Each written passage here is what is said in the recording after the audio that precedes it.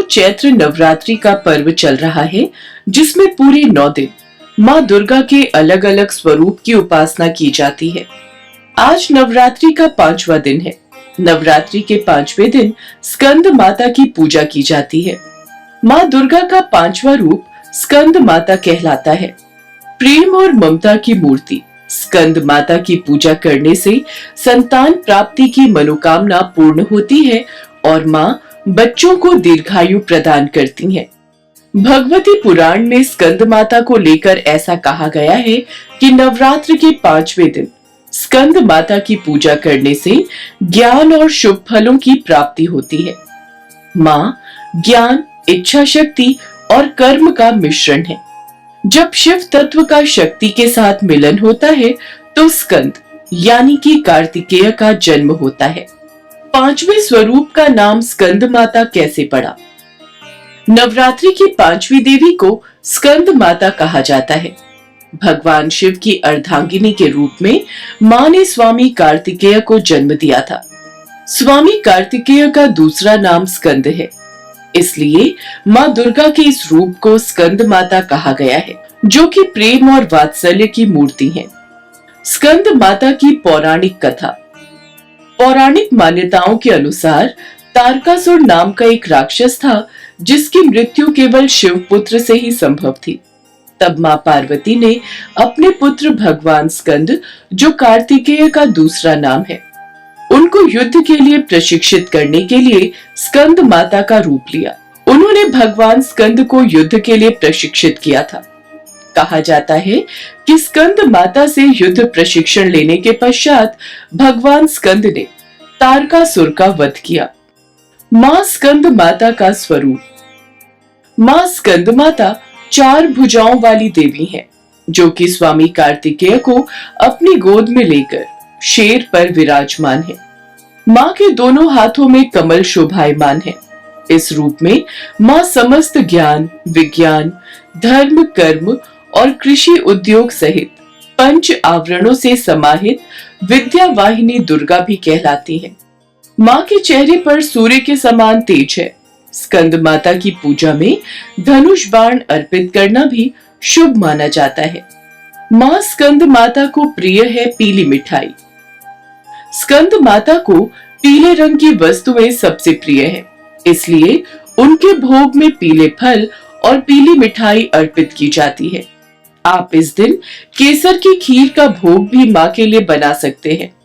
विद्या और बल के लिए माँ को 5 हरी इलायची अर्पित करें और साथ में लौंग का एक जोड़ा भी चढ़ाएं। स्कंद माता की पूजा में पीले रंग का महत्व। स्कंद माता की पूजा में पीले या फिर सुनहरे रंग के वस्त्र पहनना शुभ माना जाता है। माँ का श्रृंगार पीले फूल से करें और माँ को सुनहरे रंग के वस्त्र अर्पित करें और पीले फल चढ़ाएं।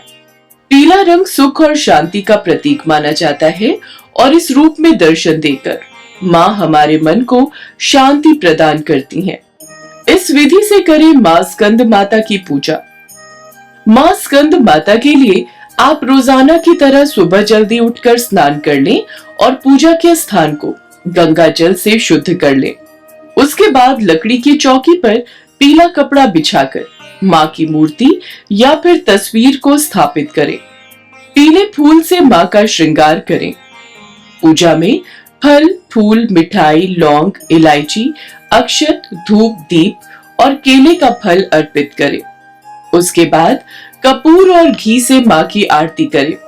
पूजा के बाद क्षमा याचना करके दुर्गा सप्तशती और दुर्गा चालीसा का पाठ करें। माँ आपका कल्याण करेंगी और आपकी सभी इच्छाएं पूर्ण करेंगी।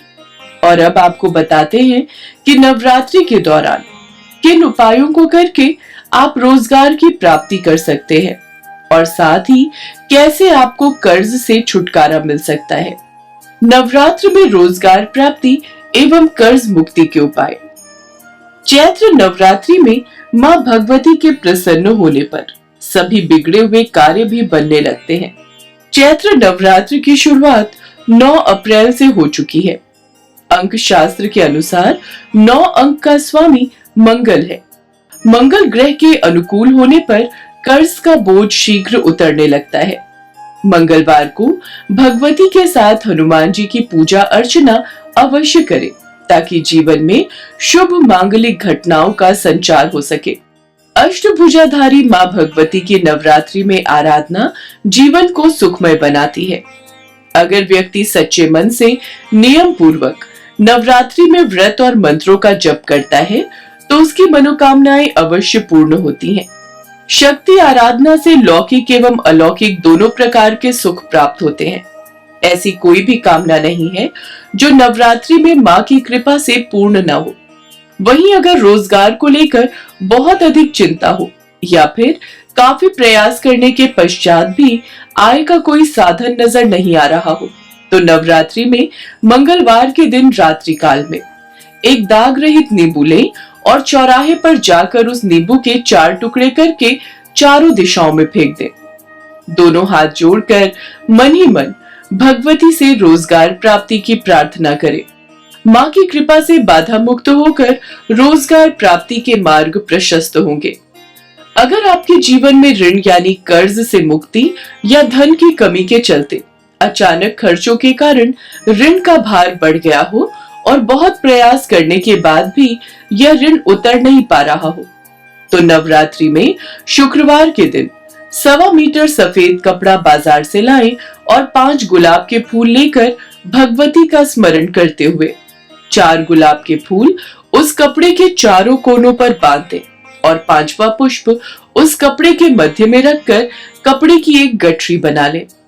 गठरी को किसी नदी में विसर्जित करने पर मां भगवती की कृपा से ऐसी परिस्थितियां बनने लगती हैं जिससे धन लाभ के साथ ऋण धीरे धीरे कम होने लगता है।